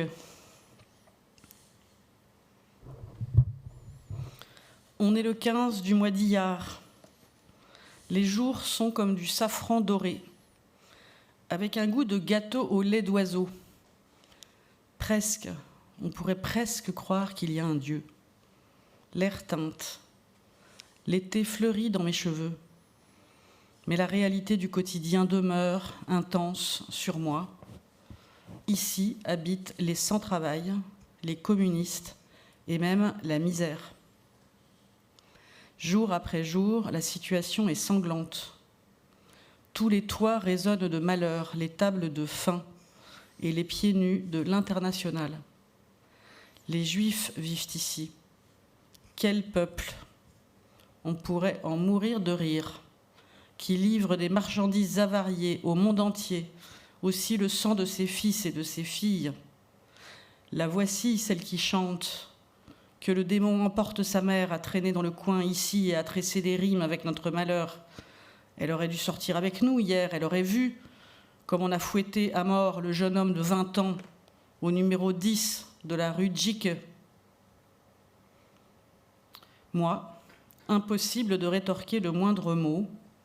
J'admets, je ne fais pas partie de l'élite, mais bien qu'une vague de larmes sourde dans mes yeux, je suis amoureuse de la vie, comme une chienne. Et puis je vais vous lire son poème peut-être le plus célèbre, qui donne son titre à un de ses recueils, qui est un poème d'exil, cette fois, intitulé « Dans le pays de mes os ». OS, de mes os. Là où finit l'horizon de mes yeux, commence le pays de mes os. Avec ses 10 doigts noueux, il s'est envolé dans le métro pour se recroqueviller tout contre un cerisier blanc. Bonjour. Ce lundi est ensoleillé, ce mardi est venteux de pluie. Quel miracle que les pieds des hommes puissent traverser tant de jours, tant de chemins. Une petite maison lutte contre la misère grise, telle une plante robuste contre la sécheresse. Le jour débute dans un grincement de porte, le chat se réveille, les poules et les oies. L'espoir s'éveille que les cornichons verdoient dans le jardin, qu'une poule pond un œuf.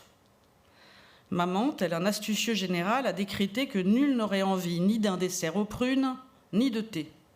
Non, c'est non. Qui donc en aurait besoin? Les groseilles à maquereaux verdissent, le monde est éclatant. Mes pieds trépignent d'envie de poursuites ensoleillées au loin. À présent arrive un ordre familier. Regarde-loi, où est-elle partie se fourrer? Encore probablement jusque dans les salades de Chaim Guédaï. Le ruban bleu de ma tresse tremble et l'éclat du soleil s'éteint dans un battement d'ailes frémissant. De toutes les mers que j'ai traversées, les vagues se scient l'une l'autre. Et je pense, j'ai vu des gens, j'ai vu des villes, à travers un miroir fluide et difforme. J'ai hissé ma blouse de soie tel un drapeau au vent, je suis partie voir le monde dans ma chemise de dur labeur, toujours en dette envers tout le monde.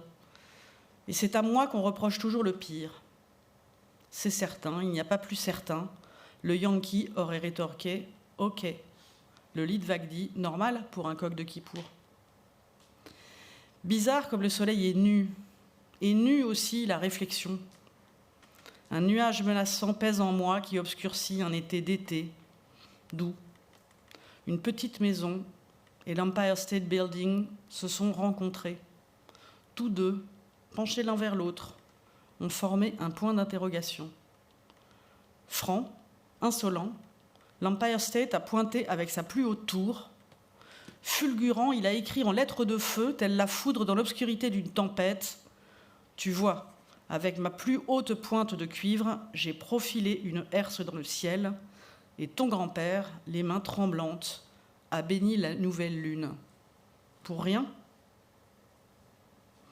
Tu vois, sur ma plus noble corniche, les doigts modelés par la fièvre et la crainte, assis, les jambes croisées, le plus grand salaud de New York? Et comme d'habitude, la petite maison se demande comment on va et me confie calmement: il n'y a aucune trace de venin de l'abeille dans le miel. Je corrige les erreurs du pays de mes os et les transcris dans mes écrits. Merci Tiffaine d'avoir lu les 2 poèmes de Kadia Molodowski qui étaient donc traduits dans le numéro par Claire Buchbinder. Il nous reste 2 poètes, 2 traducteurs. Donc j'appelle Jean-Paul Botta qui a traduit dans la revue des poèmes de Nuno Iodice et puis last but not least Jacques Demarque pour Cummings.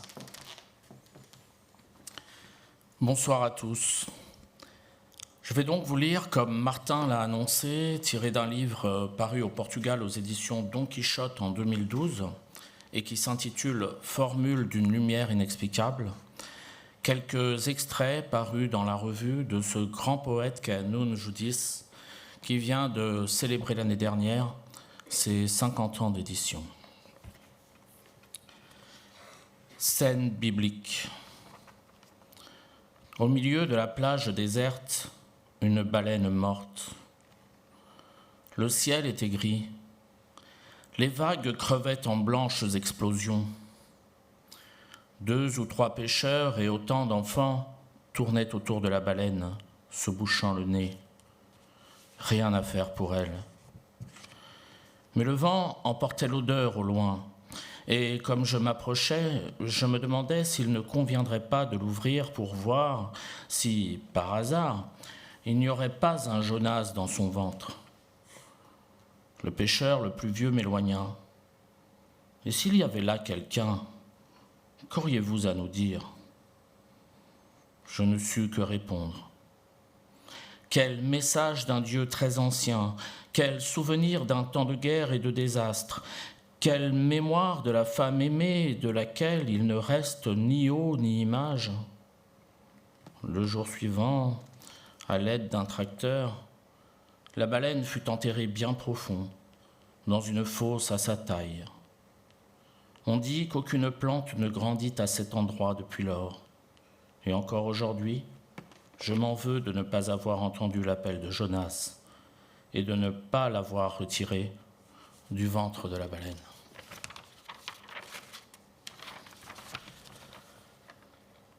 La mélancolie d'Orphée. Il ne sait pas d'où vient la lumière qui l'empêche d'accéder au fond de l'enfer. Il la pousse, comme s'il s'agissait d'une porte, et il se voit reflété dans le miroir qui l'amène de retour au monde des vivants. Néanmoins, il dit, c'est au-delà de cette porte que se situe ma vie. Peut-être ne sait-il pas que le couloir des morts s'étend jusqu'à la fin des temps, et au-delà de ça, sans que personne ne l'attende. Combien de visages devrait-il fixer jusqu'à ce qu'il découvre qu'il ne connaît personne ? Et combien de mains se tendraient sur son passage juste pour qu'il leur donne l'aumône d'un regard ? Il se bouche les oreilles pour ne pas avoir à entendre les cris et les lamentations, et il ferme de nouveau la porte, comme s'il disait pour lui-même qu'est inutile l'effort de la mort. Cependant, les vivants n'attendaient pas non plus qu'il revienne. Ils le regardent et disent « Il a séjourné de l'autre côté », et ils attendent qu'il passe, comme un proscrit, détournant les yeux devant lui, comme quelqu'un que personne ne désire, ni les vivants, ni les morts.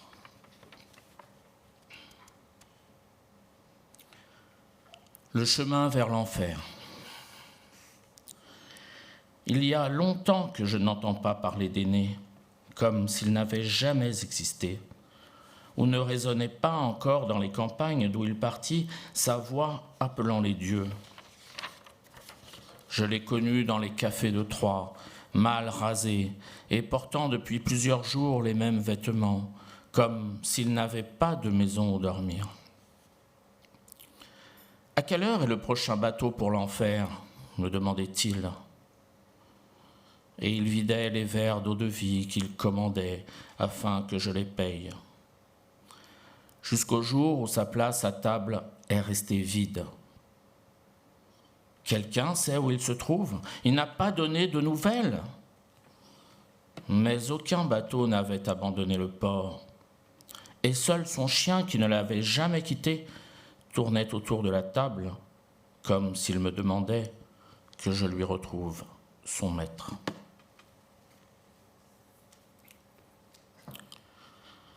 Le partage du monde. Je tire un trait au milieu du corps comme dans un traité de Tordesillas pour partager ce qui m'appartient et ce qui appartient uniquement au miroir qui te réfléchit. Lorsque tu passes à mi-chemin de la chambre et que, d'un côté, tu es présente et matérielle à mes yeux et que de l'autre côté, tu n'es qu'image, comme si tu étais en train d'entrer dans une espèce de réalité où n'existe ni aujourd'hui ni demain, mais seulement la beauté qui dure, au-delà du temps et des circonstances dans lesquelles je te vois. Tu es un traité que je fais entre moi et moi, pour te partager et savoir que ce corps qu'aujourd'hui je possède bientôt cessera de m'appartenir lorsque je le coucherai dans le poème, comme quelques Vénus de Rubens ou baigneuses de Renoir, entourées de voiles ou d'arbustes, à la lumière des bougies ou du soleil. Et je sens ce que je possède lorsque je te perds, et que ton corps s'imprime au-delà de cette ligne abstraite qui te sépare de toi-même, quand en toi se mêle la réalité et son reflet. Mais si je retire de devant toi ce miroir, c'est à l'intérieur de moi que tu te réfléchis, et c'est moi le miroir dans lequel tu entres pour cesser de faire partie de moi et être qui ici vit et pour toujours respire dans ce dernier verre. Nuit champêtre. Ce n'était déjà plus le temps des centaures, des minotaures, des jeunes filles prisonnières dans le labyrinthe et des adolescents qui les épiaient. La nuit, on le savait, la campagne devenait la chambre. Et sous les figuiers, écartant les branches les plus basses, les corps se couchaient et recevaient le lait blanc des figues vertes, le lait poisseux qui peut-être brûlait les mains, mais que la bouche recherchait avec la soif que la nuit provoquait.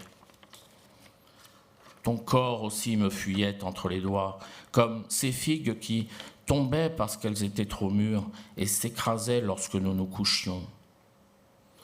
Un lit de figues, chuchotais-tu, et tu avais bu trop d'eau-de-vie pour ton âge, mais n'était pas de trop la fermeté de tes seins, ni les cheveux lâchés qui les occultaient. Et les centaures, les minotaures, les satyres et les autres se couchaient tout au long de la route, dans l'attente que tu sortes de dessous le figuier, le lait blanc des figues coulant le long de ta peau, et les lèvres humectées d'eau-de-vie dans une haleine de feu, priant de ne pas te regarder pendant que tu te rhabillais, et la robe te laissait plus nue encore sous le verre des figuiers. Allez, pour des raisons à la fois affectives et émotives, je ne résiste pas à l'envie de vous lire un dernier texte touchant à Camille Claudel. J'aimerais tout d'abord vous lire l'original en portugais. Fotografia de Camille Claudel no hospício. Os olhos perdidos num pedaço de parede procura outro ponto em que os fixar. E volta-os para dentro de si, onde outras paredes arruinadas a impedem de ver o que está do outro lado, para além do campo e do céu. Mas se erguesse os olhos para o teto, de estuque aberto para as telhas, fios de luz dariam vislumbre do mundo que não pode ceder, e bastaria pouco de sonho para encontrar esse vazio a que aspira, ou apenas o último ângulo entre infinito e eternidade. Porém, o rosto não se desvia, e as mãos pousadas no casaco esburacado pela traça tremem, como se procurasse moldar corpo antigo com o bar seco da ausência. Photographie de Camille Claudel à l'hospice. Les yeux perdus sur un pan de mur, elle cherche un autre point où les fixer. Et elle les tourne à l'intérieur d'elle-même, où d'autres murs en ruine l'empêchent de voir ce qu'il y a de l'autre côté, par-delà la campagne et le ciel. Mais si elle levait seulement les yeux vers le toit, en stu couvert sur les tuiles, des fils de lumière lui donneraient une apparence du monde auquel elle ne peut accéder. Et il lui suffirait d'un peu de rêve pour trouver ce vide auquel elle aspire, ou ne serait-ce que le dernier angle entre infini et éternité. Mais le visage ne se détourne pas, et les mains demeurées sur la veste criblée par les mythes tremblent, comme si elle cherchait à mouler un corps ancien avec l'argile sèche de l'absence. Voilà, je n'ai pas lu tous les textes, j'en ai volontairement gardé quelques autres que vous pourrez lire dans la revue, et je vous remercie beaucoup de votre écoute. Bonsoir. Merci à vous, Jean-Paul. Merci.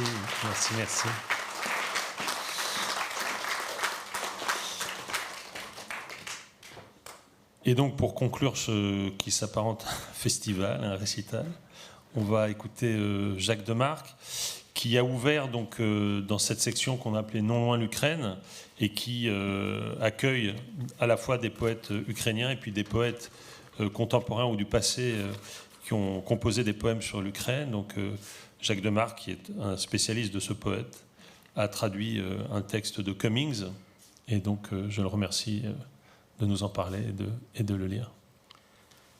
Oui, Cummings est allé en URSS en 1931. C'est un des premiers écrivains à s'y rendre, un peu après H.G. Wells, Dos Passos, Georges Bernard Shaw, Aragon, et un peu avant Romain Rolland, Henri Barbusse et bien sûr Gide. Mais Cummings n'est pas un intellectuel, c'est un poète. Et là, il écrit en prose, c'est-à-dire qu'il ne fait pas de phrases. Et donc on est dans le train entre Moscou et Kiev en 1931. Il est dans une voiture qu'on appelle couchette dite molle. Et dans le compartiment en question, il rencontre un écrivain ukrainien, un juif, qui a émigré aux États-Unis dans les années 20, c'est-à-dire au début de l'invasion, enfin du pouvoir communiste, et qu'il appelle le gentil, dans le double sens du mot gentil, c'est-à-dire gentil, c'est ce qui s'oppose aux juifs, traditionnellement, depuis le Moyen-Âge, et aussi au sens de un brave type.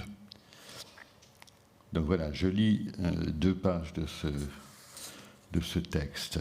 Sur le grabat inférieur, des oreilles et des poignets. Une mère et son enfant dépassent. Ils mangent, pour tous, camarades, en silence. Peut-être pas seulement silencieux, peut-être, qui sait, oublieux aussi. J'ai l'impression de charmants petits animaux mangeant avant d'être mangés. Mais tout le monde doit manger. Ne s'interroge sur ma présence ni ne l'accepte. Ils mangent. Même, peut-on imaginer, des lapins aux yeux roses ne sont aussi distants et dénués de haine. Ils ne sont même pas comme si l'intimité et sa suppression n'existaient pas. Du moins, j'ai l'impression. Cette temporaire et combien arbitraire juxtaposition de moi et d'eux est, j'en suis conscient, tout à fait négligeable, en comparaison d'une infiniment plus grande réunion incluant irrémédiablement tout, pénétrant tout, d'une indissociable promiscuité dite socialisme. Ces petits lapins humains, totalement habitués ô combien à une promiscuité psychique imposée sans merci, n'ont plus conscience d'eux-mêmes, qui n'ont pas le droit de désespérer pendant leur non-vie, ni ne peuvent rire pendant que leur mort se nourrit. À plat sur ronger les planches, je remue, et me mouvant alors avec du train traînassant, l'un mouvement, c'est le matin. Où est passé le gentil? me redresse avec précaution et courbe Ature, hop, par terre. Il occupe un tenant-lieu de strapontin dans un soi-disant couloir. Il est gentiment ravi de me voir. « Vous avez dormi longtemps ?» avec enthousiasme. Accepte, après l'avoir grandement persuadé, du chocolat. Fait halte le traînard, mais la porte de la voiture précédente, un wagon-lit, est bloquée. Celle de la nôtre aussi, et la porte de la voiture suivante. Tout est bloqué, verrouillé. Verrouiller semble être le verbe. Ici, dit le gentil, commence l'Ukraine. Les terres les plus riches de Russie, voyez comme elles sont noires. Des moulins à vent titubent ivres. Un arbre salue un arbre, vaste espace riche, humide et froid.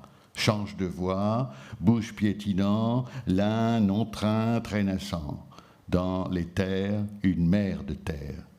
Ici, à présent, des créatures de la mer de terre, créatures maritimes des terres, et là le silence, et puis des terres, des choses de la mer, des terres, des choses mer, mais par terre, sol, poussière, partout, riche, humide, vaste, les terres, le silence, mais avec une odeur.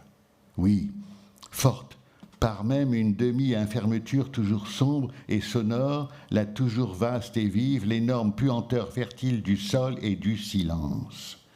Alors je comprends qu'il y avait autrefois un village, que même ce village s'être entreaperçu par l'infermeture infermée, avec un homme, un cheval et une charrette, et il tourne à un angle, la charrette vacille, le cheval galope, l'homme crie, agite les bras, et on l'air de verser l'homme est là, mais le cheval culbute d'un bloc, et se détachant, roule et est merveilleusement titubranlant, un cercle, une roue. Ah, je comprends alors que même sur ce village, qui était autrefois dans ce village où des gens vivaient quand le gentil était enfant, sont passées 3 armées.